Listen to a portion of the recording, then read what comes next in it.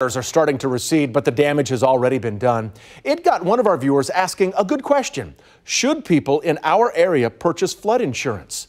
Joe Chiodo investigated and got answers from FEMA.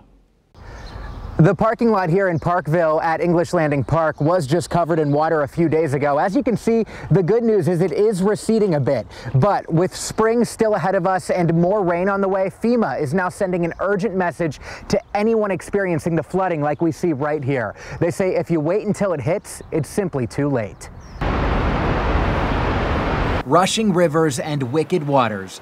The water's fast and it takes lives. Have dealt a blow to businesses and homes all across the Midwest. Kind of been an up and down emotional ride. Causing millions of dollars worth of damage. Just look at this tobacco shop in Weston.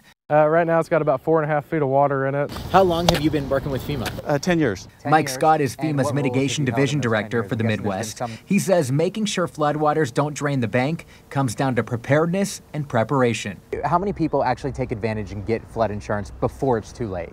The big thing with flood insurance is you have to purchase it 30 days before the event. For those that don't have it right now, is it too late for them?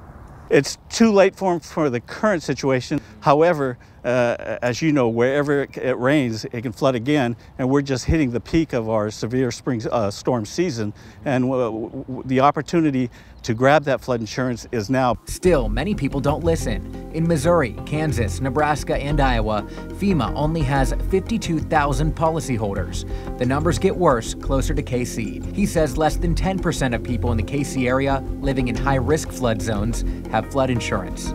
Less than 10%? Correct. That's a lot of homes that could be really put in a bad situation if what we see in Nebraska and Iowa ends up happening here. That's a good statement, because a lot of folks think when FEMA comes in that FEMA will have funds or grants to provide to the local citizens in a flood event, and that's not necessarily correct. In order to get federal help, a presidential disaster declaration must be issued, and it must have an individual assistance clause attached to it. Here's the problem. Less than 5% of those disaster declarations come with that individual clause. Take, for example, that infamous rescue from Coach's Bar and Grill back in 2017. That flood did get Johnson County a presidential declaration and $5 million worth of help, but it all went to public infrastructure. Those without insurance were left high and dry, but not in the way they hoped. It's devastating. It's devastating not only for us that are working there to support them, but as you can imagine, being that survivor in that situation is probably the most traumatic event they've had in their life. Of course, a big reason why people don't purchase is because this right here is a gamble. You don't know if it's going to happen or if it's going to be worth your money.